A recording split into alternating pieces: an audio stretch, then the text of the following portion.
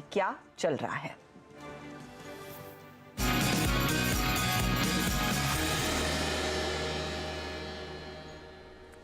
बताइए भैया, आज किस पर नजरें, क्या चल रहा है? तो हर्षदा देखिए, हम अक्सर केमिकल फर्टिलाइजर शेयर्स की बात करते हैं क्योंकि ये सारी जो ग्लोबल उठापटक आपको देखने को मिल रही है उसको रिलेटेड है। अगर हम फॉस्फोरिक एसिड्स की बात कर लें तो यहाँ आपको बहुत ज़्यादा उतार चढ़ाव दिख रहा है।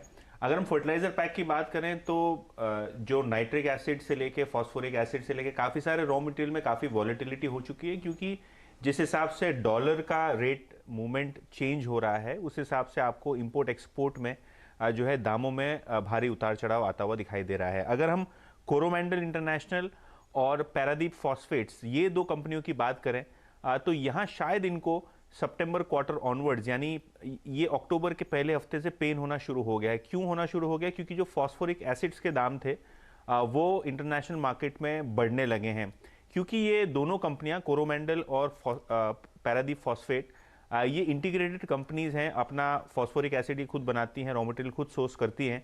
कहीं ना कहीं इनके पास जो एडवांटेज था सितंबर क्वार्टर में, जहां ये लोग $400 प्रति मेट्रिक टन के मार्जिन से चल रहे थे, वो अब नेगेटिव हो चले हैं। नेगेटिव क्यों हुए? इसका दो बड़ा रीज़न है। सबसे पहले अगर हम देखें तो जिस हिसाब से जो डॉलर की मजबूती आपको आती हुई दिखाई दी है, उसका फ़ायदा हुआ है इंपोर्ट होने वाले फॉस्फोरिक एसिड को और फॉस्फोरिक फर्टिलाइजर्स को, क्योंकि ये जो फॉस्फेट वाली फर्टिलाइजर है इनका इंपोर्ट सस्ता हो चला है। पहले जो गणित था वो रिवर्स था, जो इंटीग्रेटेड कंपनीज थी इनको बेनिफिट हो रहा था क्योंकि इंपोर्ट महंगा था, लेकिन क्योंकि अब इंटरनेशनल मार्केट्स में रॉ मटेरियल के प्राइसेस थोड़े बहुत कूल ऑफ हो रहे हैं और जो फॉरेक्स रेट है उसके कारण काफ़ी सारे बदलाव होते हुए आपको दिखाई दिए हैं।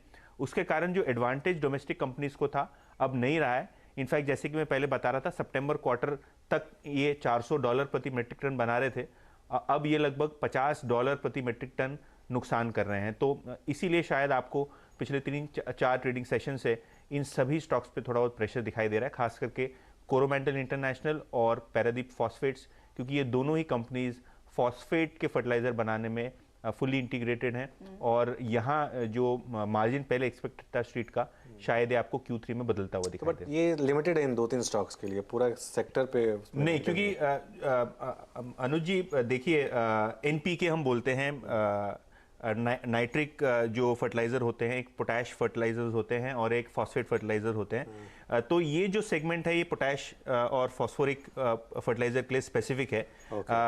नाइट्रोजन वाले फर्टिलाइजर्स जो हैं वो कमोडिटाइज्ड हैं और काफ़ी इंपोर्ट हम करते हैं एज अ कंट्री, लेकिन ये फॉस्फेट वाले जो प्लेयर्स हैं अभी इनका पेन होना शुरू हो गया, क्योंकि ये जो फॉरेन एक्सचेंज फ्लक्चुएशन हो रहा है और जो रॉ मटेरियल में फ्लक्चुएशन हो रहा है, जो इनको एडवांटेज था एक क्वार्टर पहले, शायद Q3 में नहीं दिखे। ओके, तो देखिए इस समय कोरोमंडल इंटरनेशनल और पैरादीप फॉस्फेट्स ये वो स्टॉक हैं जिसमें आप थोड़ा सा इस समय दबाव देख रहे हैं। मार्केट में एक बार मिड कैप इंडेक्स में नज़र डालिए। मिड कैप इंडेक्स इस समय थोड़ी वीकनेस दिखा रहा है, मतलब मिड कैप इंडेक्स में आज इतनी रिकवरी नहीं है जितनी बाकी की पूरी मार्केट में आई। वो अभी भी करीब 1.25% डाउन है और एडवांस डिक्लाइन की जो लाइन